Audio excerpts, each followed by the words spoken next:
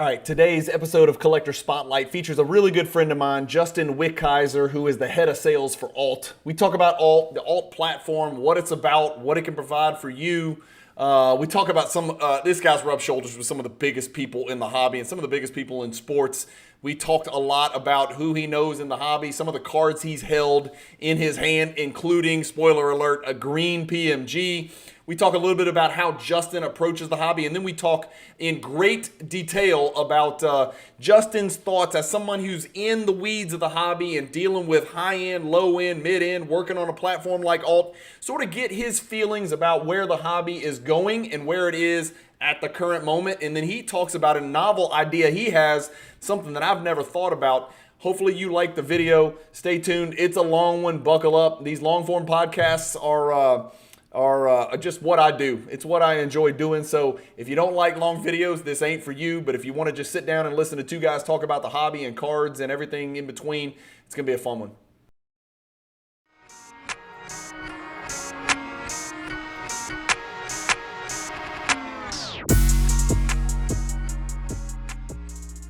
Are you tired of selling your cards on eBay, creating the listing, taking the pictures, front, back, shipping, non-paying bidders? Let the pros at Fanatics Marketplace do all of the work for you. I do. That's why I use Fanatics for my vaulting and for my selling. If you've got a bunch of unwanted inventory that you've been sitting on for days, weeks, months, years, ship it to Fanatics Marketplace and let them do all the work. Just make sure when you ship it, you use the promotional code Cajun, all capital letters, CAJUN, and tell them that Cajun Cardboard sent you, and let the pros do the rest at Fanatics Marketplace.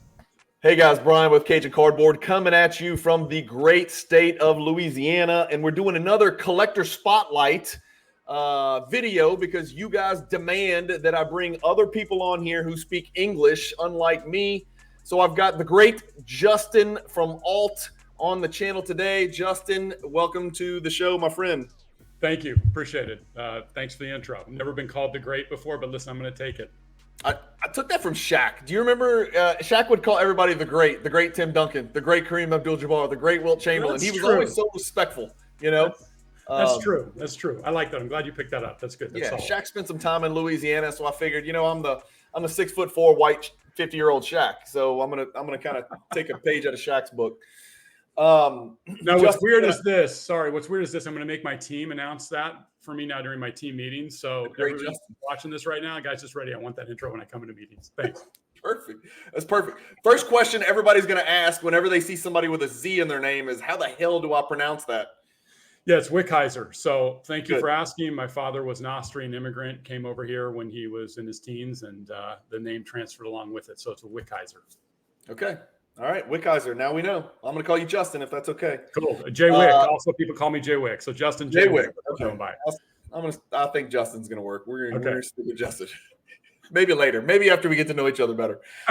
Look, I got to get better at this, Justin. So I'm going to share your Instagram page because when people come on the channel, they're immediately going to become famous. So I'm just wanting you to prepare yourself. Like, this is going to be a deluge of messages. Your fanfare. You got 2414 followers. That's probably going to be 24,014 followers by the end of this show. Prepare yourself and plan accordingly. Justin is Grailed _Grails with a Z, like his last name, on Instagram. So make sure you're following Justin. Justin, you put some great stuff on your page. I follow you, obviously. Please tell me I'm following you. Okay, I am. Okay.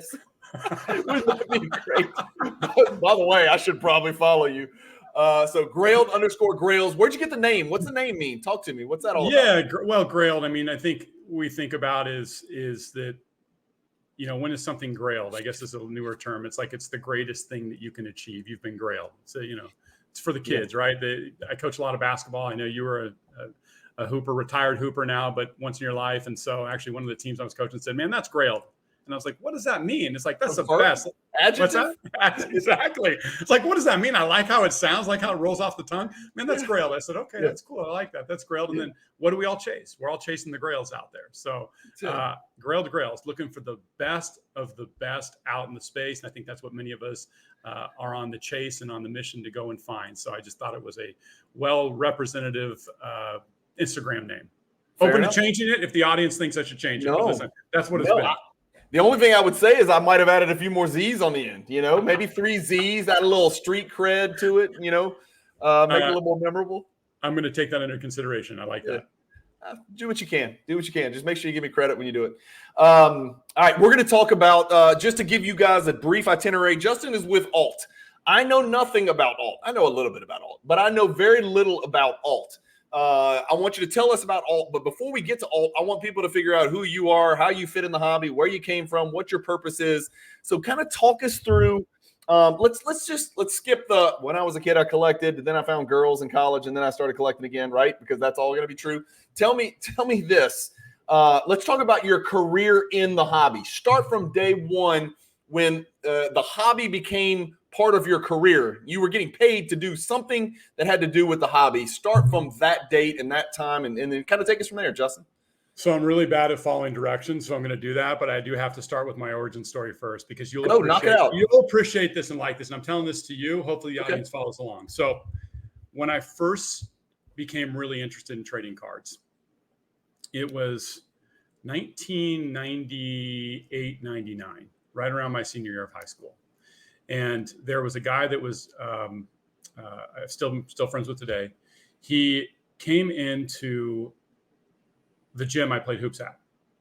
And this guy, he could hoop. I mean, he was really, really good. Like like the meme says, he don't miss. Like he just did not miss. Yeah, and he's Grailed. I mean, he's Grailed. I mean, and he could hammer it home. And he was just a baller all the way around. So naturally, I kind of had like this affinity / jealousy for him because like I was him. I was the guy, right? In my high school that could hoop. Sure. But he also rolled up in a Acura Legend. And so for those of you that don't know, this was equivalent to like a really high-end BMW, really high-end Mercedes at the time. It was the Acura Legend with the gold wrap around the emblem. And again, we're 18 years old. And I'm like, where'd you get that car from? Like, how did you get that? He's like, well, I buy, sell, trade sports cards and memorabilia. I just got this this ball, which was autographed from all the players from the Pacific Coast League. And I picked it up down somewhere on the Oregon coast and I sold it and I got this car. So after that, I was like, okay, wait, you can make money doing this. You can actually buy Acura Legends and you can hoop. I'm like, okay, I got to figure out this thing. I got to get involved in this. So that was the origin story early on. And then ever since then, I'll go into the professional components of it later. But that was really it. It's like a little, like Drake says, a little in between love and hate a little bit right there. Like hated this guy. He could hoop so well. He had a nice Acura Legend. Love that he did this and built his portfolio out of buying and selling trading cards and memorabilia. So this is 98, 99. This is Paul Pierce. This is Tracy McGrady. This is Vince Carter. This is Peyton Manning. This is kind of that era, the Drew Brees era, kind of almost Drew Brees era. That's exciting. I remember those times. I was just starting law school, so I'm probably 6-7 years ahead of you. I guess you're probably 44, something like that. 44, you nailed it on the dot. Okay, I nailed it. Yep. So I'm just turned 50.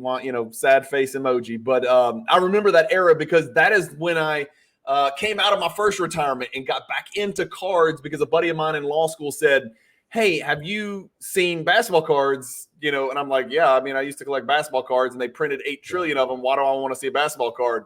Right. And then he's like, you got to see these Topps Chrome. These Topps Chrome cards are awesome. This is really around in 97.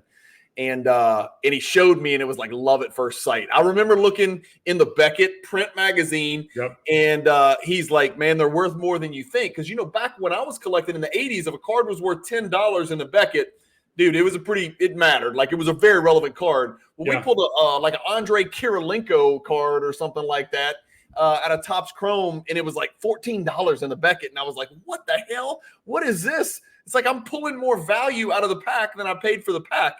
Yes, young people, that used to be possible. It's not anymore, but it used to be possible pre-Panini. And so I remember those years, 98, 99, 2000, all the way to 2003 was when I came back after my first retirement in the hobby, Justin.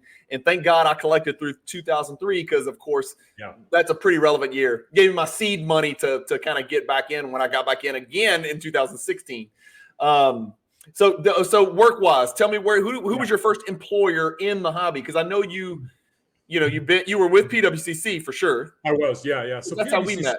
Yeah, PWCC was my first employer in the hobby. Okay. But years before that, I worked in corporate law. I worked for another risk management company, just did a variety of different jobs and had other careers before I entered professionally in the space. But during that time, I always went to shows, always was buying and selling and trading. And like you said, like the first hustle was this: you try to go and buy cards on the red down arrow in Beckett. And the next month you walk by the same booth later and try to flip it with the green up arrow. I mean, that's iconic. A lot of that parallels today to what the hobby's doing with Card Ladder and with the alt pricing tool. So that was the first flip. That was a lot of fun. But yeah, I worked professionally in corporate law for a number of years. And then a few years back, somebody at PWCC, Jesse Craig, a lot of people know, really like Jesse, great guy. Went to high school with him. He's a few years younger than me, but went to high school with him. And he and I were talking about a position at PWCC, and I joined over there, had a fantastic time, worked with a lot of great people there at the company. I was in charge of a couple different things. Their raw card marketplace, so bringing the raw ingestion of sports cards in, and then also their international partnership program, working with a lot of the international shops, brands, et cetera, to bring those over to the PWCC platform. So I was able to do that for about a year and a half, really enjoyed it, had a fantastic time there, worked with a lot of great people. And then I left. When I left possibly going to move into a new venture within the space. But I met the good people at Alt. They gave me a good pitch, and then joined Alt. And I've been there for right around going on 15, 16 months since I've been there at the time. So like an infant, like a baby, you're still measuring in months. One day it, you'll be measuring in years, Justin. One day you'll be, like 83 months at Alt. I take it day by day, my friend, because what we've been trying to build over there has, I think, resonated with the community and the hobby. But I've never worked this hard in my life, and I don't know if I ever want to work this hard in my life again, candidly. But it is a labor of love, but it's been a heavy lift, and grateful to be there with those guys. So overall, professionally in the hobby, worked in two marketplaces for right around 4 years. Around 4 years. What is your I'm still laughing to myself because I have 7 kids, right? And so now I'm the oldest parent and everything. I used to be the youngest, and now I'm the oldest. Like, people are asking, which one's your grandchild? And I'm like, look, I'll take my shirt off. I'm a father, not a grandfather yet, right? I still got arms and a little striations. But it's funny because you could tell first-time parents, because when they describe their kids, they're like, oh, I've got a 67-month-old. And we're like, listen, this is going too far. You're the helicopter parent waiting for your kid to fall down. And so we make fun of parents like that. But okay. So I'm sorry, I got sidetracked. I couldn't get my mind off. What is your position? What's the title of your position at all? It's CEO, right? No, it's not CEO. I mean, damn.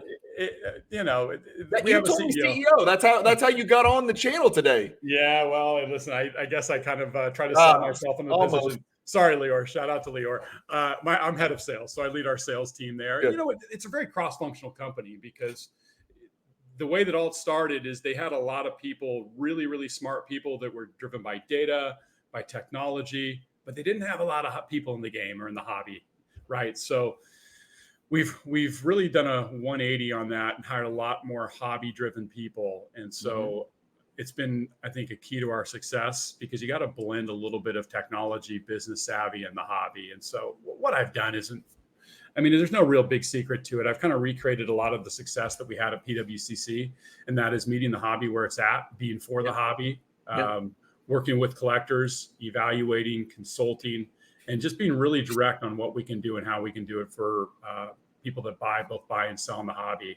So that's my role. That's what I do. I work with my team. I have 8 people that work directly for me. Also, I was able to, fortunately enough, bring over the former CMO of PWCC, Chris Callahan. So worked with him, highly respect him. So I love our team. We've got a great team. And as I say, just give us a rock, let us cook in the paint a little bit. And we've been able to be very successful. We've moved from right below 1% of market share to 22% of market share in those closely held 15 months of my time here. Year and 3 months, as I'll start saying now. 1.25 years. Yeah. There you go. Thank you. 1.5 years. There you go. 1.5 years. But we've been able to move quite a bit in market share there. And again, I just think it goes back to is that we're trying to provide a really white glove experience for collectors on our platform. They're seeing better inventory come into the platform. They're having a better buying experience. I also live by this mantra. We work in a business of favors to an extent. Sure. And so you just have to help people out. You have to give them good news and bad news and be able to do it. and do it professionally. And people have responded to it. So I'll dive into more. I think I'm probably speaking pretty broadly right now, but I'll dive into more later. No, we'll work our way in. Yeah, I'm with you, man. And look, this supersedes the hobby for sure. This is pervasive, and this is just a way to live as you build a foundation with people based on repeated positive experiences that build trust. And that is probably the biggest concern that people have about Fanatics. I think people are excited about the FU money, the deep pockets money, and the growth of the hobby. I think the biggest concern people would have about Fanatics entry into the hobby and the elephant in the room is that we want to make sure that there's hobby people. There's people out there that actually have cards, want cards, buy cards, sell cards, understand how it works in the past. Can you improve it? Of course. But you have to know where you came from, and you have to know, how the market works right now and what, collectors and investors want right now. So when you alluded to the fact that they're bringing in card people, that's something that is going to delight and excite a lot of people in the hobby, man, because that's the biggest concern when you see LLC or INC after the name of an entity, or in this case, which I'm about to ask you about, XYZ. All right, we're about to talk about that. You're going to have to explain that to me. The biggest concern is, are they too big, right? Is there such thing as too big where you lose touch with the pulse of the hobby? And if you do, you lose the hobby, You're spot on. Spot on. Alt XYZ, explain it. I have no idea what that is. I've seen .net. I've seen .com. What is the XYZ stuff? Yeah, if you go to .com, you're not going to like what you see, or at least you may not like what you see. So, will they get me arrested? Listen, I can't say that the FBI won't start monitoring you or not. I mean, listen, that's some deep state stuff there. I'm not going to go into that, but not that again. Alt.com, you're not going to be able to buy sports cards there. Okay, I'll just leave it at that. No, I think so. The name Alt, the origin of that is that when the company was founded, and again, I wasn't here when it was founded a little over 3.5 years ago by Lior. And the idea was they want to bring transparency to alternative investments. It makes sense. It makes total sense, because one of the biggest challenges that we face in this space is we don't know what things are worth. We don't know what's rare. We don't know what's valuable. We don't know what's unique. We know that there's this wide audience of dealers out there, and that dealers want to sell things. And so they may or may not be able to educate you on that. So we all have trusted advisors that we go to in any, I think, market that we're in. And so Alt wanted to build itself as a trusted advisor based on pricing and value transparency. And so they do have the most robust data set around population report, print price or comps based upon 5 or 6 marketplaces, and we're constantly ingesting new marketplaces in, so that you can have a full illustration of how often that card trades, what the value is, whether it's truly paid or unpaid, because we also strike unpaid listings from there. So there's a check and balance. And then the population across the 4 main grading companies. That's PSA, Beckett, SGC, and CGC. Yeah. So that's why Alt was named Alt, not because of the alt.com, but enjoy that. Hide your browser. I'm not going there. I don't need anybody. Anyone in the audience that goes there. And look, to be fair, I live in Baton Rouge, Louisiana. We don't have access to the World Wide Web anyway. So even if I would be drawing it on a little legal pad, Alt, and nothing would happen. I don't have access to the internet. I got a little Cajun minion over here facing the camera at me trying to get this thing done, old school. Tell me about, so let me make sure the world out here knows what Alt is. And I'm terrible at interviewing. I'm very good at being interviewed. I'm trying to get better at this side of it. It is a data pricing tool. Alt is an auction platform. Alt is a place where you can go to understand macro market trends, indices, in other words. What am I forgetting? It's a vault, or no? It is a vault. Yeah, absolutely. It's definitely a vault. Okay. Is there anything I'm forgetting? I mean, we checked off 4 pretty big boxes right there. Who are your competitors in the hobby? Fanatics Collect, collectors, I guess, or PSA, whatever you want to call them. Yeah, to some extent. I mean, slash golden, right? Because you're competing from an alt. You want to vault cards that they want to vault. You want cards listed on your auction house that they have listed on their auction house. Yeah. You want to people to alt to be the place that people go to find out the current value of cards and collectibles. That's what Card Alert does. So those are your, I guess, competitors, correct? But you're an all-in-one stop shop. Yeah, you covered most of the ground there. I'm going to kind of tie it all up into a bow and tell you how I see it. So Alt's a marketplace, and there's 4 main journeys that you can take throughout our marketplace. The first one is if you just want to go there and actually price out your collection and evaluate your collection, we have the largest data reach and coverage in the industry. So with one caveat, and that is we don't value raw, ungraded single cards. Okay? Neither do I. It's impossible. Okay, there you go. Yeah. That's one thing we don't do. There's not the data coverage for that. So we have a whole team of machine learning data engineers that spend their time ingesting all of this data, doing what they call data hygiene, making sure the data is correct and accurate. And so you can go in and type in where it says search by name or cert number. Any cert. Matter of fact, I'll give you one right now. How about we'll type this one in? Type this one in front of us. 8818. Where am I? Where does it say search by name or cert winner? Right up there in the search bar. So if you look up next to the alt, right below the where all your bookmarks are. Oh, up here, way up here. Yeah, got it. Give it to me. Out. Type this in: 8818-1208. Okay. Well, that didn't work out too well. I just searched this one. So hit it again for me. Refresh it if you would.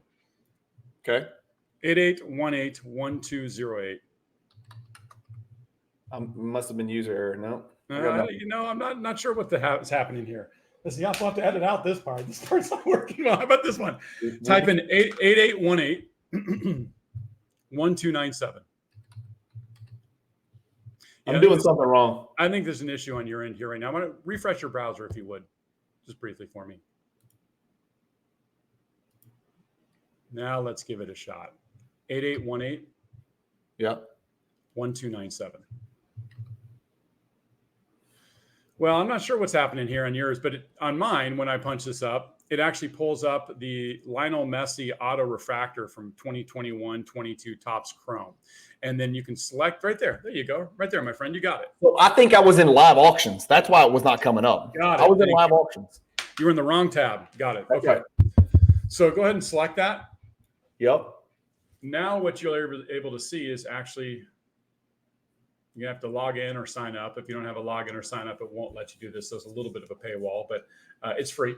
But once you log in, you're able to actually see the entire population report of the card across all the major grading companies. Yep. And then again, all the last print prices by date. So that entire index lives there. And then it also gives you a chart based upon real data that we capture.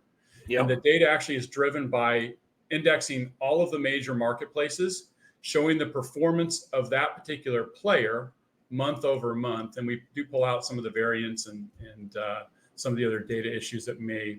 It charts your sales history for you. Charts player sales history. Okay, that's big, man. Sales history. That's big. And so, yeah, it's big. And it's not, no data is perfect, but again, we manage it. The hygiene's really, really strong there. So that's step one. That's the first part of the journey. So let me go in and value my cards, see what they're worth. Sure. We price it every 3 days, or we price it based upon activities you may take in your portfolio. So again, somewhat similar to Card Ladder, but it's very different because these cards, if you have them live within our vault, they have live pricing that takes place. And we have a large team we call EP expert pricers that goes through and they price the cards so that you have really, really daily awareness of the buy sell activity on your card, what its value and what it's potentially worth. So that's the first journey. Second journey is, okay, I want to buy, I want to sell something. So you can submit them through our product and you can send those to auction. You can list them dual fixed price. We have a dual fixed price feature with eBay. And so you can list them on fixed price and on alt and eBay for maximum reach. We also can conduct private sales. I can send a card to alt, Justin. Yep. I'm sorry, I'm asking dumb questions because I'm dumb. I can send a card to alt and you guys can list it on eBay. Yeah, it's done within our tooling. So it's a matter of fact. And on alt's fixed price marketplace. You bet. Yep. So we have one of the largest fixed priced marketplaces on eBay as well right now. So a lot of the grails people chase, they go to eBay, they see it's on the alt consignment channel there on eBay, but that also lives on alt. So again, we deal with two different audiences, right? Sure. You know, there's an audience that goes directly to marketplaces. I'll call that more of your high net worth audience. It goes there because they want to be white glove service. They want to be consulted. They want to work with people that help them understand the market on how to buy and sell things. Yeah. But we also have the general dealer audience, or the everyday, call it consumer collector audience, that they may be reached more easily on eBay. So we built a partnership with eBay to do dual fixed price listing. We've had that now in play for a couple of years. And so if you're on eBay and you see these really nice high res images, those are most likely alt cards that are listed there on fixed price. We don't do any auctions on eBay, just fixed price. Any financial incentive for a would-be buyer to buy it through the alt website or eBay? You pay the same net number if you're a buyer? No, there's a reduced fee if you pay on alt platform. Okay. So, I mean, there is a reduction in fee because we have to put the eBay fees as well as the alt fees tied in together. And we do blend those. We harmonize those. But there is a slight reduction if you buy it on alt. But at the end of the day, for us, what we want to do is ensure our customers get maximum reach for their cards. And maximum reach to us is truly at this point in time, eBay and alt. Yeah. And so why is fixed price important? I think this is a really, really important thing to talk about. Well, you look at fixed price, and it's still the number one preferred selling method for most buyers and sellers, or excuse me, for most buyers, and sellers love it too. So because you mitigate risk, right? And so you can list it up there. But what's the number one detriment to that is nobody really knows how to price rare and unique and valuable cards. So an upcoming piece of development that our engineering team is working on, we're going to take the alt pricing algorithm and we're going to build a coach. We're going to build a smart coach into our fixed price listing. And that smart coach will actually help people list within a certain delta of the pricing variant. And then we're going to give a guarantee that it'll sell within a certain number of days. And if it doesn't, then we'll flash you a cash advance in app and we'll allow you to give you a cash advance for that card so you can sell it at auction.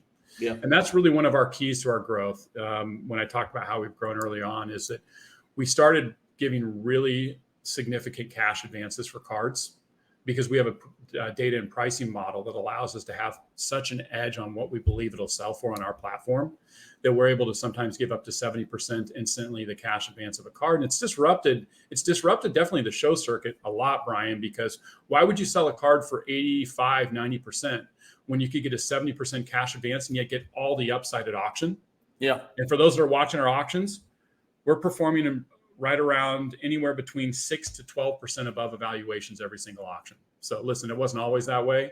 It's been a lot of hard work climbing and making sure that we, price the right assets, bring the right buyers to the platform, bring the right sellers to the platform. But the last 6 auction cycles have all been 100% of evaluations. So that just tells us that our market's healthy. It's performing really, really well. And then in addition to that our cash advances are secure at 70%. Tell me, maybe I heard this wrong, but I think I heard your alt liquid auctions are essentially weekly auctions, but they're 2 weeks long? No, 10 days long? 14 days long? Great question. So this week is the launch of the first alt weekly auctions. That's right. Okay. So it goes live 8/8. And so as an auction closes, auctions begin to close. Extended bidding starts at 6 p.m. The new auction will go live at 6 p.m. as well. Awesome. And so, I think it's really important for the hobby. Listen, I was there when we rolled out weekly auctions at PWCC. And what it does is it gives people more opportunities for liquidity. So, let's say Joe Burrow has a huge game on Sunday. I want to be able to get Joe Burrow into the market really, really quick. Right, flash him. I can flash him.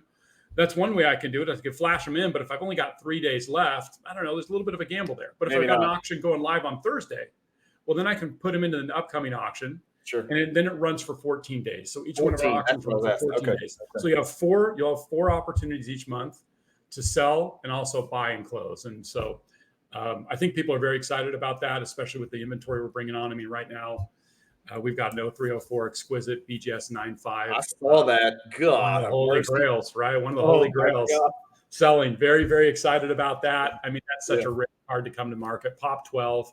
There's only 5 live patches of that card. Perfect auto and a BGS 10 auto grade on it.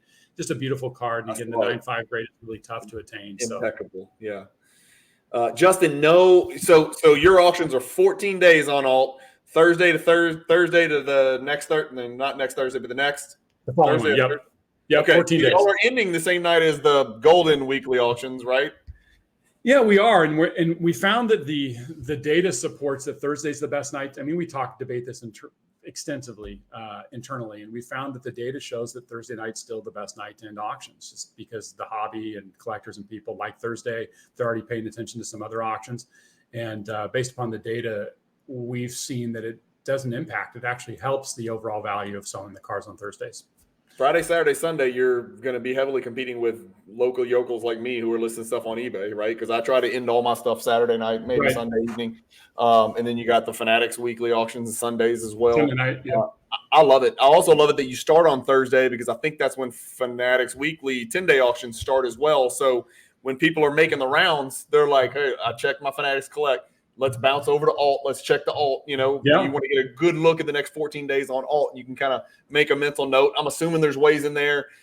You've been there, done that. You're going to be able to click favorites, so you can go back and look at the cards that you marked off. If you want to wait and bid on the 14th day, you can mark them off on day one. Hey, click, click, click, click, click. These are my favorites. Then you go back, you filter by favorites, and you remembered, oh, yeah, those are the 5 that I wanted to keep an eye on. Maybe it's time to chase one of them. That's right. And then tie into that as well, Brian, we have universal safe search. So this is a pretty cool feature. Not a lot of people use it right now, but I think you need to evangelize it. I'll evangelize the gospel of universal safe search right now. Here's how it works. Yeah. You go into our app, you type in Prism Choice Nebula. It saves that search throughout the 5 platforms that we cover: Golden, Fanatics, eBay, Card Hobby, and there may be one more I may be missing, but it does a full universal safe search. So if a Prism Choice Nebula comes up, you're going to get a notification instantly, and it's going to serve it up to you and say, hey, this was listed either in auction or fixed price. So that's been a really big entry. Even on another platform. And that's what I love. When I saw it, I was like, is this a typo? Like, are you telling me, Justin's telling me when a card goes up on Golden that matches one of my safe searches in alt, it's going to show up on my alt app. I'm going to be able to go on there and buy it. Yeah, I mean, it aggregates. It saves you time. So we want to aggregate all the data and bring it to big time. You know, what we call the homepage of the hobby. I hear other people are using that name as well now, but I think ultimately for us, we believe that happens by aggregating all of the data over to our platform. So not only do you have all the listings live there from the universal safe search, you can then also save those and be served that, so that you're, you know, first to notice and maybe first to purchase on some of these items that come up, as opposed to scouring all the other different platforms out there. I'm looking, Justin, I'll be honest with you. I'm looking at the interface on the alt page. It's freaking gorgeous. Like, it's like visually comforting and smooth. I'm on the market trends deal. I was just kind of curious on the market trends because I love to look at indices, because I can make content on my channel literally every single day, 4 times a day, just by looking at indices and saying, oh, that's a good question. I wonder this, I wonder that. But like, if you go down and you click and you want to know, John Morant looks like he's making a move, he's disappeared. He's a Sasquatch. Oh, wait, he's actually going to play this year. We'll see how long. He'll probably get hurt. He weighs 50 pounds. Here's his cards. You look at it's just a very smooth interface, and you can obviously sort it by listed date. You can sort it by highest price. There's going to be some whales come up. Yeah. Probably not going to pay 1.4 for that marquee Chronicle right there. Why not? That's a good investment. And let me it is for the seller. Let me ask you this question. Is there a way, recently, on Fanatics Collect, the big complaint was, and it was the same complaint that you probably heard when you were with PWCC before the transition, people list crazy stuff for crazy numbers, and it clutters, and it's a disincentive for other sellers to sell, because they know buyers aren't going to want to go through and mess through all that stuff. Yeah. Do y'all have, and I know you guys are very advanced from an analytical standpoint, from a data, from a market research standpoint, is there any plan in place to like algorithmically cut down on the overpriced stuff on these fixed price marketplaces? Yeah, it's a really great question. So we're exploring that right now. I think I mentioned to you earlier that one of the incentives that we believe is going to drive a lot of people to our platform to list fixed price is the smart fixed price coach. So we'll coach you that if you list it within, again, this certain delta, high-low number, that we believe that it will sell within X number of days. In addition to that, we are playing with this concept that you can't list anything 25% above the alt value of the card. We might be a little more flexible with that, but the idea, the idea is sell-through. The idea is actually have an inventory that's sell-through, and that's what that will sell through, and that's what we're going to focus on, is coaching people and only allowing listings to exist that truly Realistic. the data supports that you can sell through. Realistic. Because if not, it just becomes a static marketplace. Whereas you said, it's like, that's not real. That's kind of a graveyard. You don't want a graveyard, man, because buyers are not going to want. They're going to be like, oh man, you got a bunch of over. You just don't want to go there. That's the dilemma. But at the same time, Justin, you're playing that balancing act and you're straddling that fence. You don't want it to be overly penalizing, right? That's right. You don't want it to be overly penalizing. Maybe it's a player whose cards are really, really exploding. And so you also don't want to be too constrained by the alt value and the 1.25 multiplier. So that's always the fence you're going to have to straddle, the line you're going to have to straddle with a fixed price marketplace. But the visuals, man, the aesthetics of it, Justin, are really impressive, man. Thank you. I haven't spent a ton of time on here because I've got limited resources now, and I'm doing a lot more selling than buying, which is very sad. But real estate's in the toilet, as we discussed before I hit record. So I'm having to sell a little bit more than I like to share the stuff that I buy. I don't really like to share the stuff that I sell. I hear you. I'm the same exact way. Well, thank you for the compliments on the product. I engineered all of it myself in my free time. So, all right, let's talk about Justin. Let's talk about the Grailed Grails now with 3 Z's. General market thoughts today. I didn't even get to see you in Cleveland. We were both there. Obviously, you were there. Yeah, I mean, it was my 16th national, and I was as busy as I've ever been. So, let me give you my market sentiment and thoughts right now. Is that where are we? The market?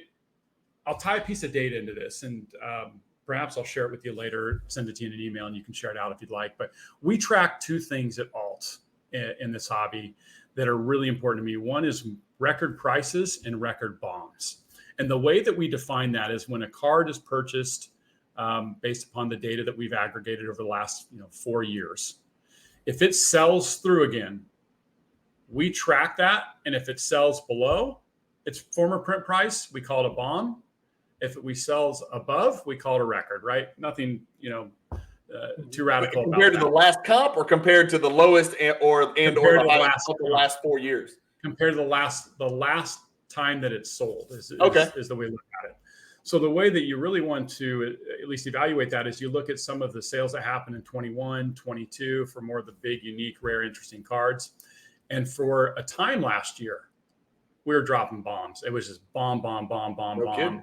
I was really nervous about the health of the market because people were selling through, even though they needed to sell through in order to take the losses to an extent and to move into some of their asset types or their cards to become healthy again. Where we're at now is that the number of bombs is just a handful. The number of record print prices, 15, 20 higher every single monthly close. So we're in a really healthy place where you're seeing prices really stabilized and now people actually realizing some value and some upside on some of the cards that they sell. The healthiest segment in our market right now is that $1,000 to $10,000. I'll call $1 to $10,000 segment. It's never been hotter. In my 20 years of being in this space, I've never seen it this hot. Now, we could talk about what the factors are around that. There's a lot of different ones. Obviously, I think that the hobby has overall expanded way beyond my expectations, my dreams I ever thought it would. So you've got people that are into cards now that are really comfortable buying a $500 card, a $1,500 card, a $2,000 card. Naturally, you've got the repacking business, which has helped with that category a lot, really deepen it. And then you've got people that are excited about these rookie classes. I mean, these ultra modern rookie classes that are buying more of those. And then you got folks like you and I that like if a unique 90s insert, early 2000 insert comes into the market, $6,000, $7,000, $8,000, and it's something I've wanted for a period of time and I feel like it's adequately priced, I'll buy it. I think all of those are coming into play in that portion of the market. It's really healthy, the healthiest I've ever seen it. Very, very excited about it. So I think the hobby, despite the fact that there's some donkeys out there still, of course, nobody watching this video, of course, but I think that the hobby is more educated than it has ever been in history. Completely agree. Again, are people still cheating, scamming, misleading, misinterpreting, guessing wrong? Of course. But just all things considered, general consensus, I think that the average hobby buyer and seller is more educated, and a lot of it has to do with the tools that Alt provides, that Card Ladder provides, and that Collectors provides. I think that it's a more educated hobby constituent today than it was a year ago, than it was 2 years ago, and certainly than it was pre-pandemic. And I think because buyers and sellers, both sides are more educated, both sides have more experience I don't think we're going to see an insane, crazy run-up like we did before. I mean, I remember, and I'm part of the problem. I remember in 2021, I might have a card that was up, I don't want to say life-changing money, but a lot of money, and it might be up 3, 4, 5, 6x. And I'm thinking, well, I'll sell when it gets to 20x. What kind of insanity is that? How stupid could I have been? I don't think anybody today is ever going to make a mistake like I was making and so many of us were making back then, Justin. I think that, if you're in it from an investment perspective, and again, I'm not talking about take it to the grave, old school, get off my lawn collectors. Those people are going to keep their cards no matter what. But if you're a sensible hybrid like I am, and I know you are, then, if you are willing to sell a card, if there's a price for everything and maybe you move the money back into a bigger card, I think when you get reasonable, predictable, tangible, profitable gains, you're going to take those gains at a much earlier point than people were in 2020 and 2021 and 2022 is when they started losing their ass. I don't think we're going to see that kind of crazy spike. I think it's going to be a slow and steady up and to the right for the most part for the blue chip stuff. Yeah, I completely agree. I love what you said there about a hybrid, because I think that's what a lot of the hobbies turn into, is a hybrid, and not just maybe, like you said, take it to the grave, pure collector, not a pure flipper. And so that's also the demographic has really evened out where, as I say, once you get into cards, you never leave. I don't care. You can try to leave. I've tried to leave myself many, many times. It's just, it keeps calling you back because there, as much as, like you said, there's the scumbags and there's the charlatans out there and the snake oil salespeople, but there's so many cool people in this hobby that just I have lifelong friendships with that I just love and that I wish I lived closer to. That's the biggest problem, is a geographic challenge. My wife's always like, we should hang out with more friends. I'm like, baby, all my friends are in cards and they live all across the U.S. Friends are in Tokyo and Melbourne, by the way. In Philippines, it's like, hey, let's. I'm hanging out with my friend right now. This is how I hang out with my friends. They're not here. The big collectors are not in Baton Rouge, Louisiana. I can tell you that. Yeah. So to that point is that it's keeping people in the hobby. And then you look at, let's talk about the upper end, because the upper end is where a lot of people got slaughtered, right? There was a lot of slaughter that took place. There's a lot of people that made a lot of money, but there was a lot of slaughter too. Devastating losses for some people. Yes. But we're back to this place that people are buying cards, they're going into the collections, and they're just disappearing again. And that to me, that's always been the most interesting, fun part of this space. When somebody buys something, they turn it into a ghost. I love ghost cards, right? So like you've still got your major Griffey collectors. You got your Jordan collectors, obviously, out there. Big run right now on Jordan Exquisite. You just see it in the market happening, from the National. We did $4.5 million in consignment at the National, which is the most I've ever done in any marketplace I've worked at from a consignment perspective. And it was a wide array of cards, from vintage to modern to ultra modern, basketball, LeBron, Jordan, Mantle, you got your modern football quarterbacks. So just the variety and the mix of stuff that was there at the National, again, tells me about how healthy the hobby is. That many people came to Cleveland tells me how healthy the hobby is. Yeah. And so I think and maybe it sounds cliche, Brian, tell me if it does, but I think that we are positioned the best I've seen the hobby in 6-7 years, probably right now. I agree. It is how I feel about it. I'm with you. I am so bullish on it. I'm so optimistic. Yeah, me too. Cleveland was a sausage fest, a big, sweaty, traffic jam sausage fest. But I tell you what, I had a blast. When people are like, I don't like it in Cleveland, the city's not pretty. I'm like, why are you seeing the city anyway? Like, you go from the show, you go from your hotel to the show to an after party or a trade show, and then back to your hotel. And you eat a lot and drink a lot of stuff you shouldn't, and you get fat and you get drunk, and then you go back to the show and you do it again. It's like, what does it matter? It could be in Baton Rouge. It could be in, Lafayette, Louisiana. It doesn't matter. You're just going from hotel to show to hotel, Well said. You should be in the trenches doing the work there. That's what we were all doing and having a great time with it. Yeah. I would like to get into the parking lot quicker and get out quicker, but that's about it. Other than that, I don't have a problem with Cleveland. I like the layout and all that stuff. Yeah. We got about 15 or 20 minutes, but I want to talk about you and your collection, generally speaking. First, let me ask you this question. What's the most valuable card you've ever held in your hand? You don't need to be the owner of it. I just want to know, what's the most valuable card you've held in your hand? Because you rub shoulders with some of the biggest and the baddest that are out there. Yeah. Most valuable card I've ever held in my hand. It's a good question, isn't it? Yeah, it is. It's hard to think about it, because like when I think of value, am I thinking of it like the sentiment side of it, or am I thinking of the straight value? Straight cash value? Yes, straight cash value. This is the kind of hard-hitting, investigative questions that you get on the Cajun Cardboard YouTube channel. PMG Green Jordan. PMG Green Jordan is the Nats? most valuable. What's that? Nats? Was No, it Nats? This was raw, and this was back in 2000. What year was this? 2006, 2005. Oh, so it was like an $800 card. Yeah, exactly. I think it was being offered at $10,000. That's how much it was being offered. Shut your mouth. Yeah. So if you had bought that card then, you would have been too important to come on my channel. I'd be on a boat right now. I don't know. You would be on a big boat somewhere. I don't know where it'd be. Maybe Greece. I don't know. Maybe Lake Michigan. Who knows? I'd be on a boat. Alt would be one of the subsidiary companies that you own. Yes, you would be on some kind of boat named after you. It might be called Grailed Grails. That would be your yacht name. What could have been and what may potentially be. We'll have to wait and find out. But no, that's probably the best, the most valuable card I've ever held. And then they're in the National a couple of years ago in Atlantic City.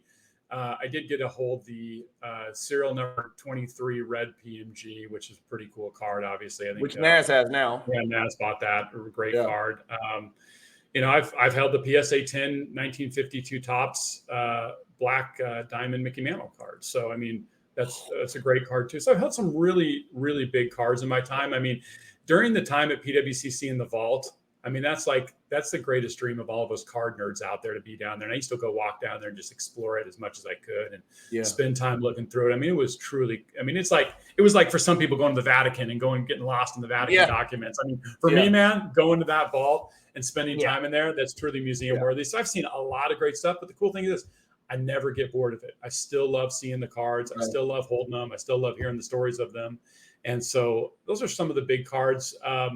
Some of my favorite cards, though, that I've seen recently, let me share that with you. That was in this last show in Macau.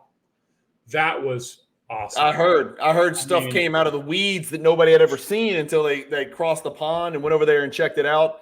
Cards that everybody's always asking, is it still in the box? Has it ever been pulled? No, it's been pulled. It was on the showroom floor in Macau.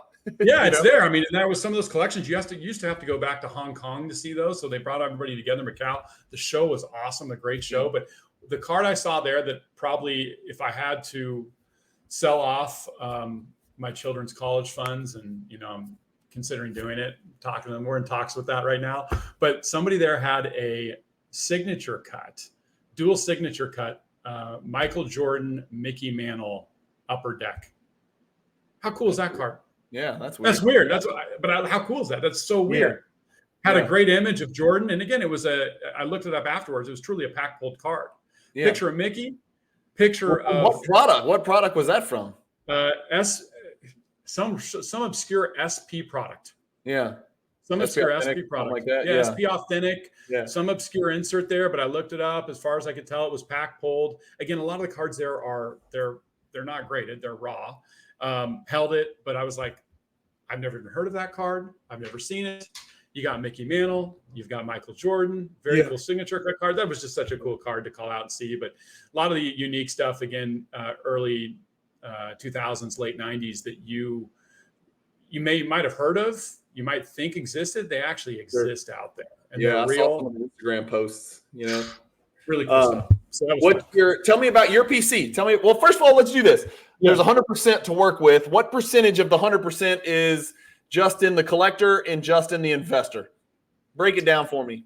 I'm a hybrid, like you said. I'm probably 80-20 collector, 20% investor. If I flipped you around and looked in my office right now, I have all these raw collections I bought over the years that just sit here, and then I'll still kind of thumb through just because I'm not looking to overly monetize them. But I just had a customer come over to my house the other day because I'm taking some stuff down to him for PSA, and he walked in. He's like, "Man, you got all this stuff just sitting here, Ultimate Collection, first year Ultimate Collection baseball with the first ever game worn swatches.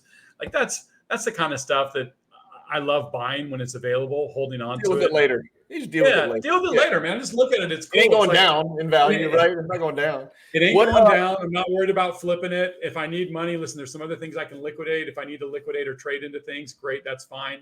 But for me, what interests me the most, I love game-worn patch cards. They still are like true, near and dear, true to my heart. Patch only? Patch auto? Patch only? Big, beautiful, sexy patches. They can have an auto on it too. That's succulent patches. Delicious, titillating succulent patches. Like a big, beautiful Clemente Ultimate Collection patch. Man, there's nothing better than that to me. With some of the greats, Roger Maris. So listen, when you started in this game a long time ago, like I did, Yeah. there wasn't much money in anything other than baseball cards, especially vintage know. cards. So you I know. had to learn to love old Judge cards. Okay. You had to learn to love a lot of these vintage cards, and kind of stays, near and dear with you. Although at my heart, number one, I'm a basketball collector. Always have been. Love the sport.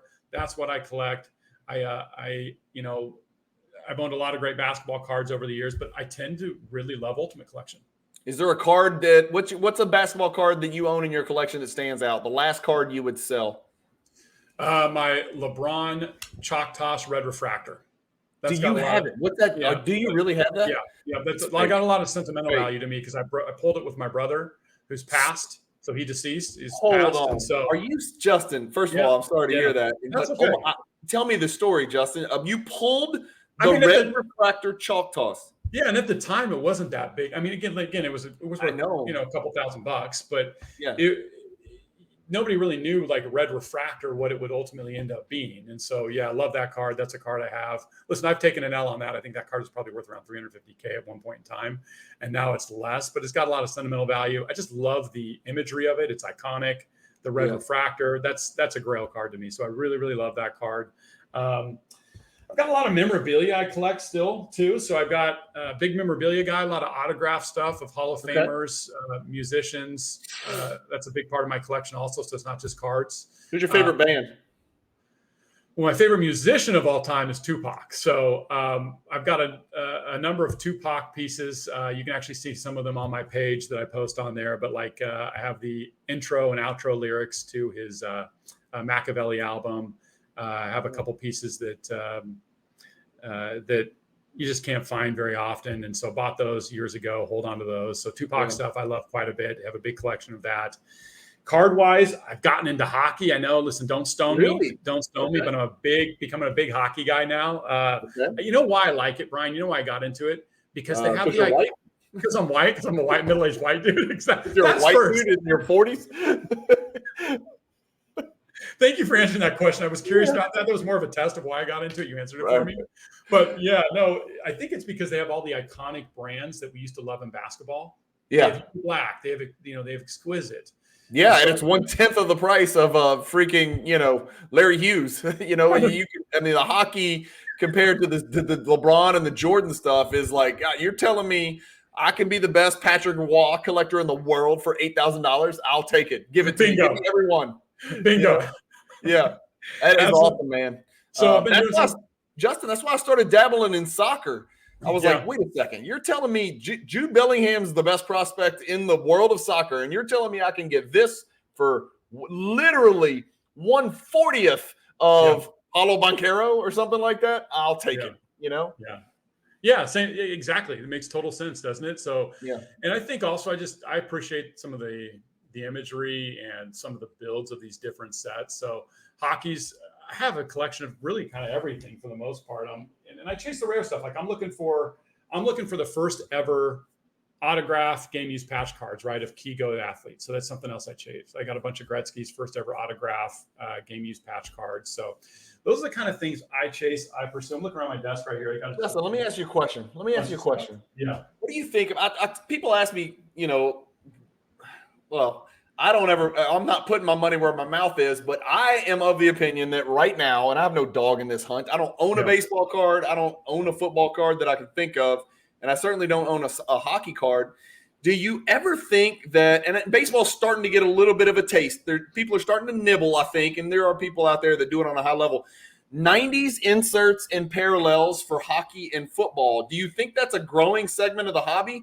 And I feel like there's still tons of room for growth because, I'll see some of these consigners like Empire and Wharf and then, some of these other bigger individual consigners and Jesse and them. They'll every once in a while post something and it'll be a Gretzky, like, I don't even know if this exists, but just as an example, like a Gretzky Hot Shots or a Gretzky Scoring Kings.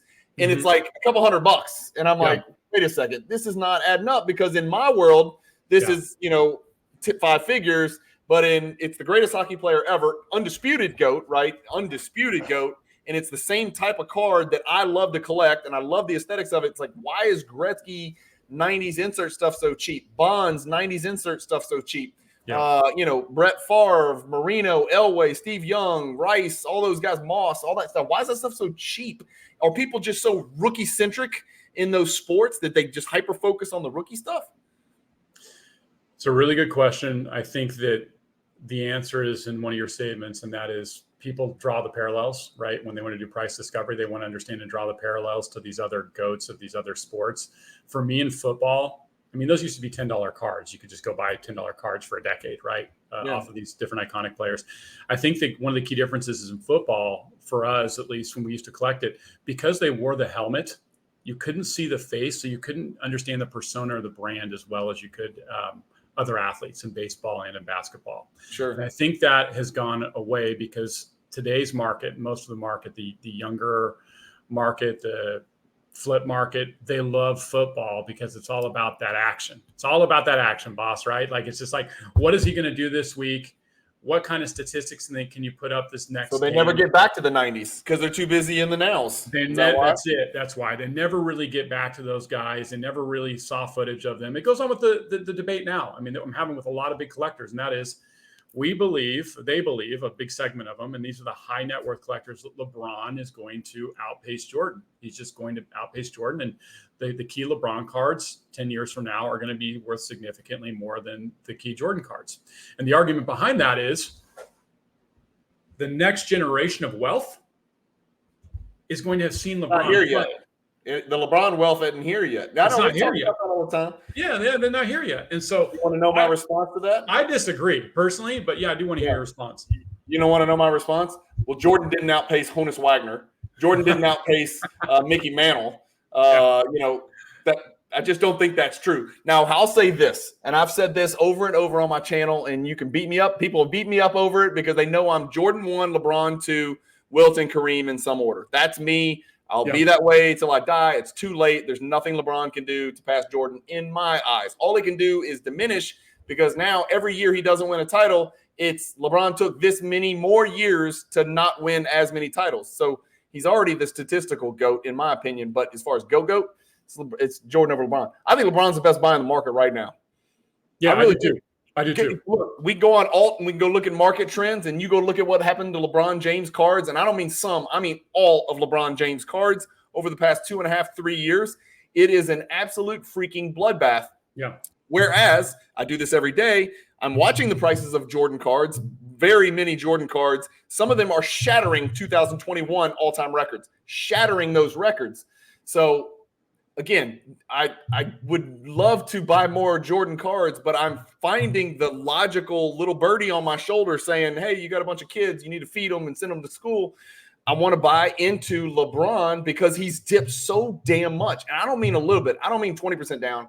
I don't mean 30% down. I don't mean 50% down. I mean, I'm looking at LeBron cards that matter, red refractor type cards that really matter. Yeah. And they're down 75, 80%, Justin. Yeah. I mean, serious numbers.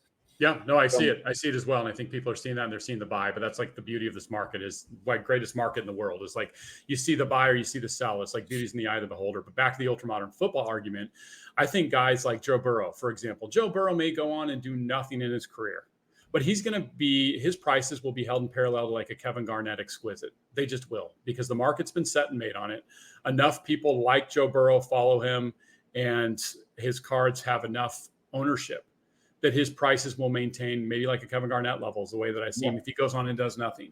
Right. So an interesting video, Justin, just an interesting, research paper would be, what causes a prospect to no longer be a prospect? What threshold, you know what I'm saying? Like from a statistical accomplishments, individual awards / rings, where do you cross that threshold from prospect to, I don't want to say GOAT, but all-time, player? Like when did Stockton go from prospect to all-time Hall of Famer? When did Olajuwon cross that threshold? When did Garnett? Did Burrow already cross it? Are you already at the point where Burrow's not a prospect? I say he's still a prospect because if he gets hit by, or gets eaten by an alligator down here in Louisiana, nobody's going to give a damn about Joe Burrow 25 years from now. He's still got a lot of meat on the bone. He's got some stuff he's got to do. But Mahomes, if he gets hit by a streetcar or something like that, Mahomes is going to go down as one of the greatest quarterbacks of all time. So he's definitely crossed it. I think Burrow definitely hadn't, but the question is, like, where is that? Where is that transition from prospect to predictable, dependable Hall of Fame, guy? I mean, don't you think that comes along with if you win a championship or if you break some sort of significant record? Maybe Barkley. I mean, people collect the hell out of Barkley. They collect Penny Hardaway, for God's sakes. They collect, you know what I'm saying? Football. Yeah. I mean, there's I don't know. Maybe I'm wrong. I don't know. I don't think I'm not a person that subscribes to you have to have a ring to be somebody. I'm not that person. Yeah. Because there's people with more rings than anybody who are not as good as some people that don't have any rings at all.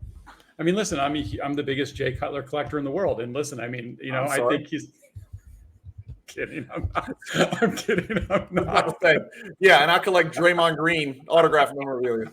I think though, I think in football there's a different benchmark than there is in basketball, because in basketball you can see people love collecting Sean Kemp, right? But I mean, Kemp, great example. But Sean Kemp, you can go watch highlights of him and go, wow, what a freak of nature. Vince Carter. I don't know if Vince Carter. He's going to age very well in the hobby. I totally agree. And Tracy McGrady. People love T-Mac too. But I don't think you can do the same thing and go look at an NFL team and say, wow, look at this crazy feats, this crazy route this guy ran, this great touch. I mean, a couple. Odell Beckham had that catch. All the, everybody emulated. For quarterbacks, the same thing over and over? Is that same thing over and over again? To distinguish yourself? Yeah. Yeah, I mean, there's nobody that just crossed a guy and then did some sort of, Michael Vick. Michael Vick's different. Yeah, Michael Vick's different. He has a big collect. He has a big. It's hard to be different. It's hard to be different as a quarterback. You're right. You're right, Justin. That's a great point. It's hard to be different as a power hitter in baseball. What's the difference between Aaron Judge and Frank Thomas? I mean, other than numbers. I mean, like, what's the difference? One, they hit for good average and they hit a bazillion home runs and they drive in a bazillion runs and they're giant behemoths of men. Why are they different? That's I think what the key, one of the key judgment or benchmarks is for people is like, okay, on the court you can do so. I just showed my son the other day Carter's Olympic dunk over the 7-footer. Like that still resonates today. Like literally look like he put him in the grave. That's why I said, like, the guy literally could never show his face in public again. He's like, what's his name? I don't know. Nobody knows anymore. He actually got rid of his name. He's in witness protection. He should. His name was Frederick Weiss, and he got baptized, I think is what the young kids say. Grailed, baptized, nutted. You can call it whatever you want. He got yammed on, trying to take a charge. Unfortunately, he wasn't 8 feet tall, I wish. I mean, we're still telling that story today. I saw someone post on Instagram, though, too, like the 3 greatest runs in football. And the way they counted them down was like the Beast Quake with Marshawn Lynch, which to me is one of the greatest runs of all time. Okay. They put in there one run from Barry Sanders in a game. I can't remember the game. And listen, where he jump cut 64 times sideways, and nobody. He could have been wearing flags, and it wouldn't have mattered. Right. Exactly. Yeah. And then there was a run from maybe Walter Payton. Got to be Earl Campbell, dude. It's got to be Earl Campbell. Maybe Earl Campbell, but should be. My point is that all the jump cuts and all the motion and all that stuff is really cool, but none of it equates or parallels coming down and just yakking on a dude's face. It's not. And just absolutely destroying him. And so Earl Campbell, I don't know, maybe there probably is Earl Campbell collectors. There should be. Like, I love Earl Campbell. He's great. He's fantastic. But they still don't rival a Vince Carter or Tracy McGrady. No, he doesn't. He doesn't. Clyde Drexler. Those kind of collections. So basketball's built different. It just is built different because the way the game's played and your exposure to it from a live perspective. Baseball's built different. Nobody cares that Trout didn't win a ring or a game in the playoffs. Nobody, they care about WAR. It's weird, right? Yeah, they care about WAR. But in basketball, nobody cares about PR. Nobody gives a damn about that. They care about MVPs. You got to have a couple rings to be in the conversation. It's weird, but baseball players get a pass. Emmitt Smith or Barry Sanders, you got to choose one to collect. Everybody's going to choose Barry Sanders. Damn near everybody, right? No, absolutely, everybody. So I'm curious. I got a question for you. What do you think's next in the hobby? What do you think the next trend is, or what would you like to see happen next in the hobby? Yeah. From your perspective, I think it's Matthew Dellavedova. I think everybody starts collecting Matthew Dellavedova, his grit, his determination. No. I don't know. I'm horrible when you ask big picture questions. I am a guy. I've got 700,000 things going on right now. So much going through my brain. I'm an absolute disaster. When people ask me big macro questions, I sound like the dumbest person on earth. But if you give me a short-term goal, I'm pretty damn good at accomplishing it. Well, I've seen that. I mean, I've seen that with you. You've done pretty amazing things. Consider this. Consider this. I'll share what I think happens in the hobby next, and I think that as we talk about different marketplaces, I'll kind of circle back to this. There's somewhat of a commoditization within different marketplaces. You've got Golden, you've got Fanatics, you've got Alt. Some of the key differentiators will be, okay, what kind of product they deliver? How useful is it to the buyer and the seller, so they can either get the cards they love, they can get the cards that they love in their hand. So cycle time, through these vaults, they can, easily access or grade cards, the kind of the utility through these different platforms. For me, the next phase that's really important to me in the hobby, I won't say important to me, but will be important for the hobby, and I think expand it, is that what else can we do with our cards, and this idea around gamifying cards further. And so, for example, it could look like a prop bet on a card. It could look like gaming on cards in general. So if you have a card, you hold it within some sort of marketplace vault ecosystem, and that organization says, hey, you can prop bet either with funds or with other cards on that particular card. So it's live in prop betting on games. I think that's probably the next step that we take to grow the market even further. And so a lot of this market, especially bet your cards. You mean instead of betting cash in your FanDuel account or ESPN bet, you bet your cards. You bet your cards, and whether that be start off as an individual player prop, especially on the ultra modern stuff. Will Joe Burrow, throw over 300 yards and 3 touchdowns? Here's the plus minus odds on it, and then so in order to actually bet that card, you could either do a cash equivalency, or you can take some of the cards in your vault if they're valued correctly, and you could put it against that, and there could be a cash payout. I see that as the next future for a lot of our cards that we are using. I think that whoever actually puts that together, builds a product, and does it efficiently and effectively, will see a huge market swing in their direction.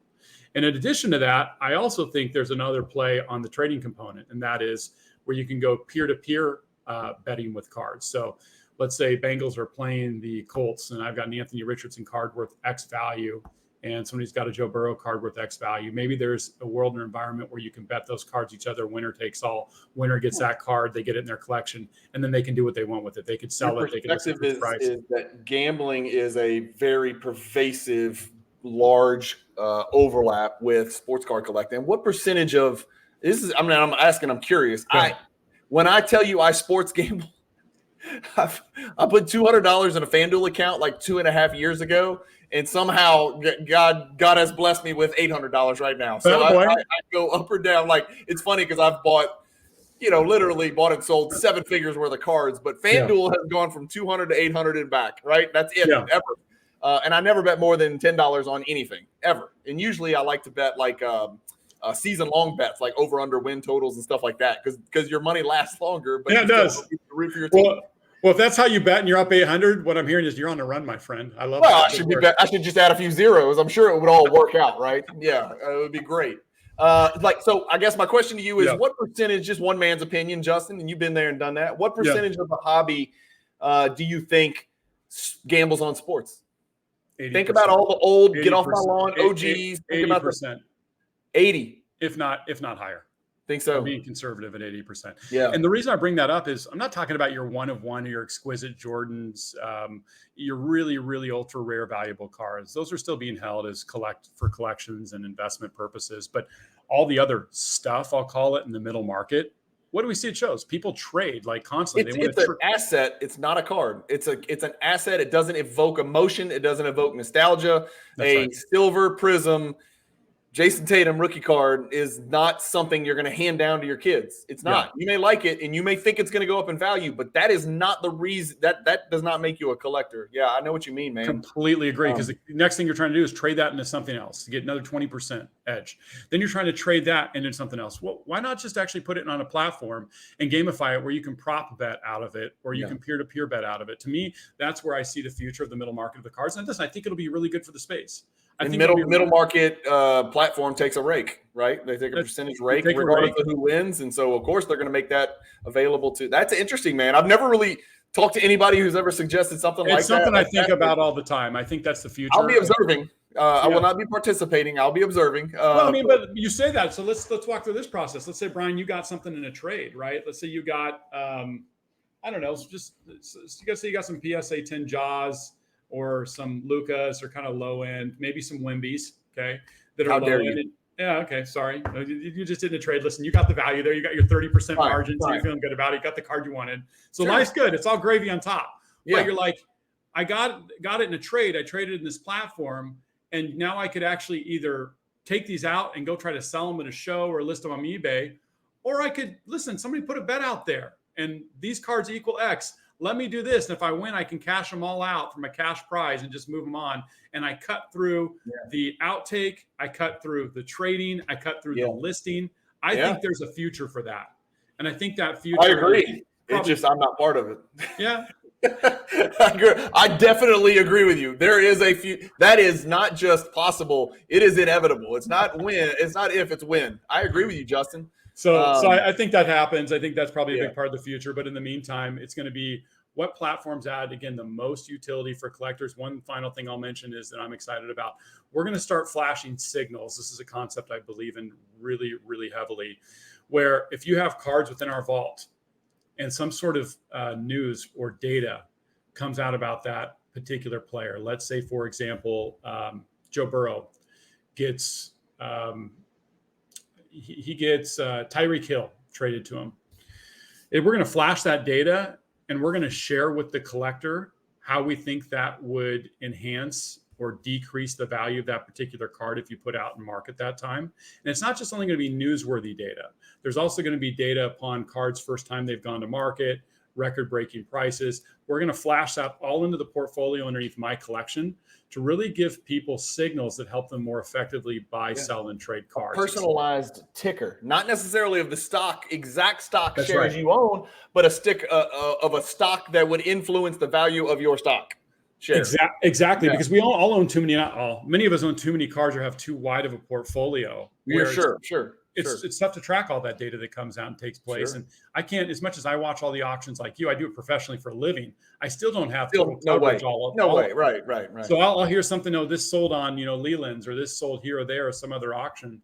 And I'm like, okay, that's interesting. What if we could aggregate that and serve that all into a portfolio for a collector? Would that be valuable? And I think I've heard over and over again, hey, that would add huge value to me in my collection. The most valuable companies in the entire world right now are the companies that have the most information, that have compiled and can distribute, analyze, share, and sell all of our information, right? The information is the most valuable thing in the world right now. If you could be the hub, the centralized hub for information for sports card collectors in the hobby, primarily investors in the hobby, imagine how much that platform would be worth.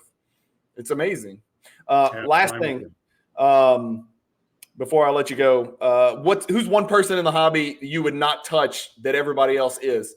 One player, one sport, any player, any sport, you would not touch him because his or her, for one reason or another. Maybe there's too many printed. Maybe because you think they suck. Maybe because you think they're going to make a mistake off the court.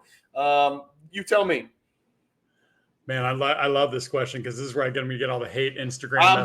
I'm making enemies. I'm going to get people to unfollow you. You may have less followers now. I like it. And I'm going to say this. Let's do it. Let's tell the truth. Just because who I am, man. I'm just a truth teller. I wouldn't touch Will Levis. I wouldn't touch Will Levis with a 10-foot pole. Yeah. And so for me, that's way too speculative. I did not see enough out of that guy to be able to say he's a top-tier quarterback.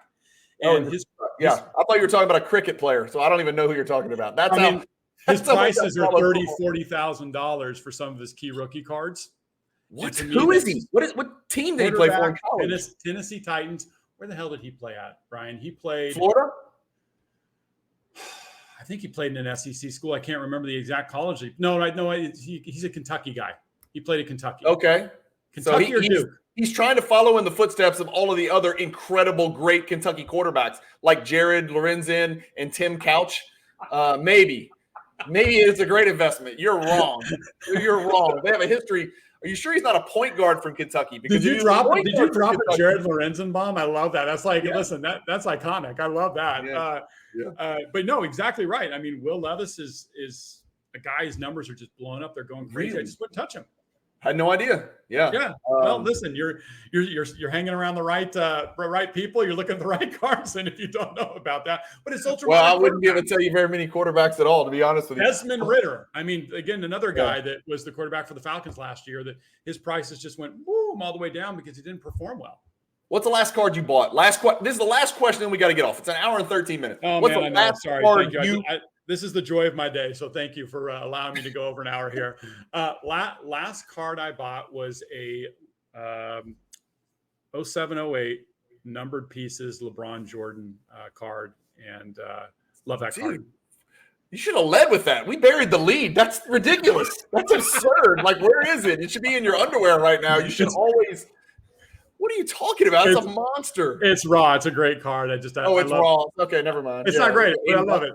Love that card, man. It's a great card. I own 3 of them now, so numbered pieces. Just love those cards. I'm about to take the plunge, and it's coming, dude. You know, I like to focus on my hierarchy stuff, the 90s inserts and parallels. Yeah. I've resisted too long. My time is coming, Justin. I'm about to dip my toes in the exquisite waters, man. It's coming. Attaboy. And I'm probably, and I even did a search today on eBay. I started searching exquisite, Jordan, LeBron. Those are the only 3 words that I typed in because I wanted to see what came up and just get a feel for the price point. I was none too pleased, as they say in South Louisiana. I was not pleased with the number of zeros behind the prices. Well, listen, those are the 3 most beautiful words spoken, number 1. Number 2 is it's like taking an ice bath, my friend, okay? The first 3 minutes, it's miserable. Then you go numb. Yeah. It's like it's not a real thing anymore. It's okay, right? It's okay. It feels good having it. Yeah. I think, that market's really hot. And the reason it's hot is because people are buying them and they're disappearing. They're becoming ghost cards again. Yeah. They just I need to get I'm a logic data driven dude. So I need to do some research. I want to know, let's just start from the beginning. I need to know how many years of exquisite there are. I have an idea, but I want to know exactly. I want to know how many different inserts feature LeBron and Jordan together. I want to know, what their serial number to. I want to get a feel for the hobby's prioritization of numbers pieces versus limited logos versus this versus that, and decide if I want to do Jordan or if I want to do some Jordan and LeBron or mix. I got to run some serious numbers, which is hard to do because you're keeping me on here. You've kept me on here for an hour and 15 minutes. This is all your fault. Listen, you got me sidetracked with all this football quarterback prospecting. I can't stop talking about that stuff. If you bring it up, I'm just going to run with it. Well, listen, man, look, I don't want you to become a big Will Levis guy. Okay, so listen, I can't have that. I try to guide my friends in the right direction. But exquisite, that's a good investment. Those are going to become ghosts, man. And I hope you find something great. If you do, share it with me. I want to see what you find because it's just the hunt is on for a lot of those right now because they're just disappearing. Yeah, you got to pay to play. That's one thing I've learned in the hobby. The 2 biggest purchases I have ever made in the hobby have been my most lucrative returns. Isn't that ironic? They always are. You got to pay to play, man. They always are. Okay, final thing, and I'll let you go. This truly is the final question. Really, I haven't talked to you about Wemby. Tell me about Wemby. What are your thoughts around him? What are your thoughts around his card market? I respect you. I respect your opinion. I want to hear what you think. All right, so I'm gonna answer in 2 parts. First is Wemby the player, and I've said this from day one. I did a video just after I watched him play those 2 showcase games against Scoot Henderson when his Metro 92 team came over here and played those. Yeah. I said we've never seen anything like it. Yeah. People were coming out saying, "Oh, we've seen Ralph Sampson. We saw, Greg Oden." No, this is a 7-inch taller Kevin Durant. Okay, so this is with a bigger, much bigger motor, with a FU attitude. He checks, other than how much he weighs, he checks every single box imaginable for a basketball player.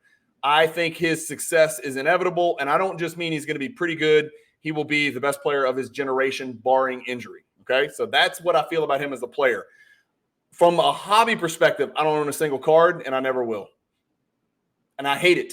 I freaking hate it. Why is that? It leads me to my biggest fear in the hobby is that Fanatics / Panini / whoever the hell is making the cards, they have lost me. They've lost people like me because the ends almost never justifies the means when it comes to opening wax products. Yeah. It just doesn't, right? And I'm not blaming breakers. I'm not blaming Panini, Fanatics, whatever.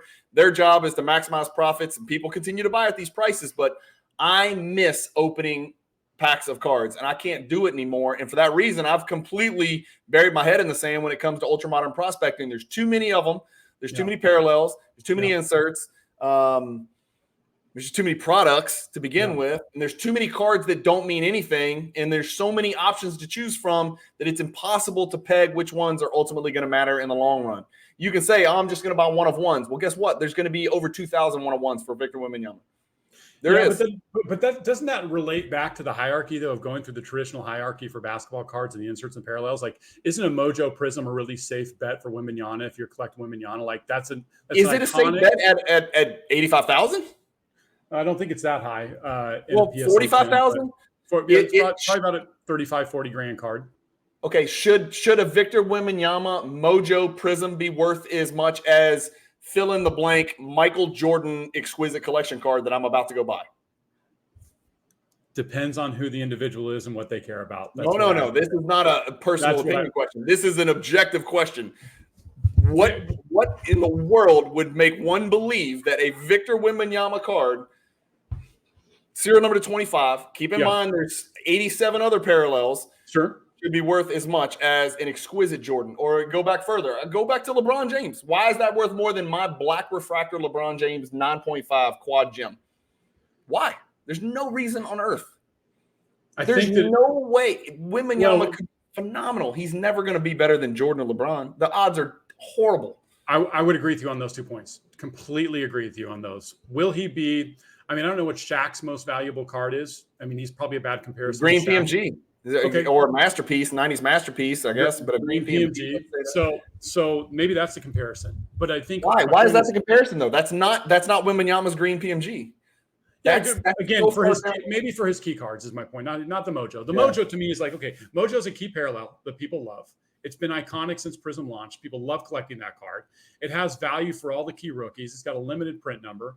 And so when you're doing the prospecting aspect of the game or you're collecting modern day players, I agree with you. There's a huge premium put on top of that. He's not going to be better than Jordan, not going to be better than LeBron, not going to be better than Shaq, most likely. Different player altogether. But you said it earlier, and I thought it was a really strong take. He'll be the greatest player of his generation. Listen to me. I got one thing, and I'm leaving you with this. You don't even need to respond. The most valuable Victor Wembanyama card ever sold, 516,000. That's as of right now, and we're missing a lot of cards that we know we're going to sell for more. 516,000. Guess what the highest selling Shaquille O'Neal card of all time is? That's what I want to know. What is that number? 175,000. Yeah, that's silly. I mean, that's think about silly. that. Like totally that, agree. People totally who use logic, we're not going to be able to go do it, man. I want to collect Wembanyama so bad. I want to be along for the ride. I want to watch this freak of nature put on 50 pounds and eat people. He's going to do it. I know he's going to do it.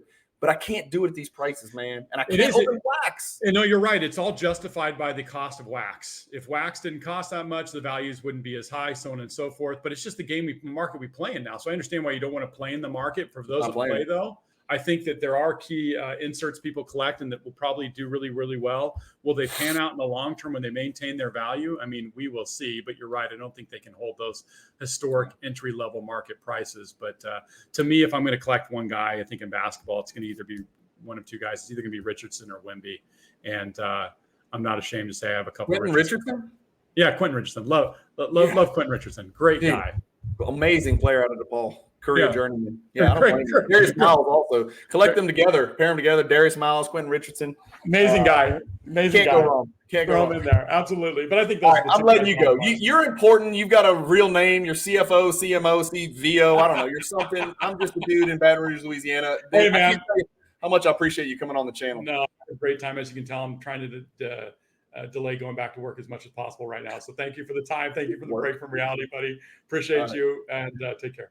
Thanks, Justin. All right, guys. Thank you all for watching Justin and I pretend that the record button wasn't even pushed and talk for an hour and 20 minutes. Thank you guys, as always, for watching. Keep collecting. Don't forget to hit the subscribe button. For God's sakes, hit the subscribe button. I got to get better at asking people to do that, Justin. Keep collecting. Stay positive in the hobby, and peace.